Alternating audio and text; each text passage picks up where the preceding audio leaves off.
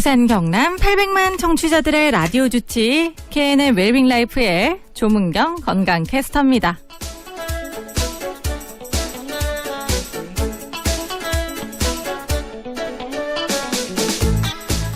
주변에 보면 안타깝게도 유방암을 진단받고 치료를 받으셨거나 혹은 치료를 진행하고 있다는 분들 종종 만날 수가 있는데요. 연구에 따르면 최근 유방암 발생률이 크게 증가했다고 합니다. 웰빙라이프 오늘 이 시간에는 유방암에 대해서 자세히 알아보도록 하겠습니다. 오늘 도움 말씀에는 정미주 방사선 종양학과 전문의입니다. 반갑습니다. 반갑습니다. 방사선 종양학과 전문의 정미주입니다. 네, 선생님 먼저 우리나라 여성암 1위가 바로 유방암이라고 하는데요. 유방암은 정확히 어떤 질환인지 궁금합니다. 자세히 좀 알려주세요. 네, 유방에 여러 세포가 있고 이 세포들 중 비정상적으로 증식을 해서 주위 조직과 다른 신체 부위로 퍼져나가는 종양을 유방암이라고 하는데 유방암의 대부분은 유관과 소엽의 상피세포에서 주로 발생합니다. 암세포의 침륜 정도에 따라 비침륜성 상피내암과 침륜성 상피암으로 나눌 수 있습니다. 상피 안에만 암세포가 있고 기저막을 뚫지 않은 암을 상피내암이라 하고 연기암이라고도 합니다.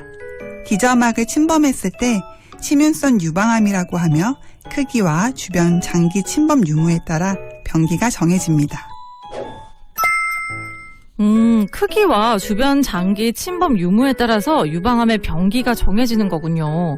이렇게 유방암이 발생하는 원인은 뭐 때문인가요? 자세히 좀 알려주세요.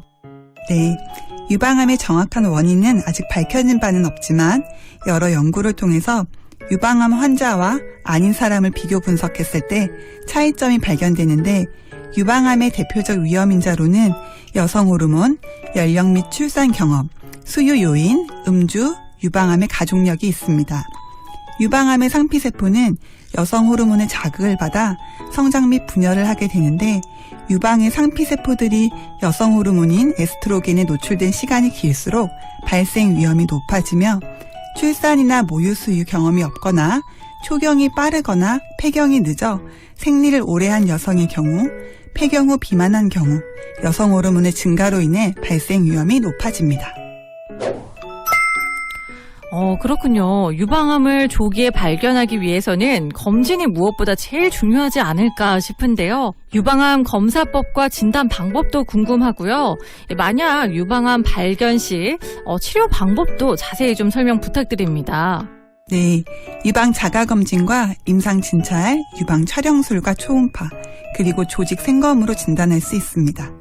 유방암의 치료법으로는 대부분의 경우 종양이 있는 부분만 절제하여 유방을 보존하는 유방 보존술을 하고 병기에 따라 항암 치료를 하게 되며 호르몬 양성인 경우는 호르몬 치료도 5년간 유지하게 됩니다.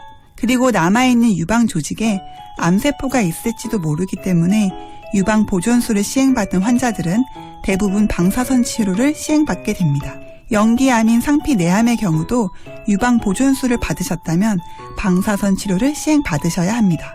방사선 치료는 하루 5분에서 10분 정도의 시간이 소요되고 주 5일 치료하며 일반적으로는 6주에서 7주 정도 치료 기간이 걸립니다. 최근에는 치료 장비의 발달로 조기 유방암 환자에서 위험 요인이 적은 경우 세기 조절 방사선 치료로 4주 정도로 치료 기간을 단축하여 방사선 치료를 완료할 수 있습니다.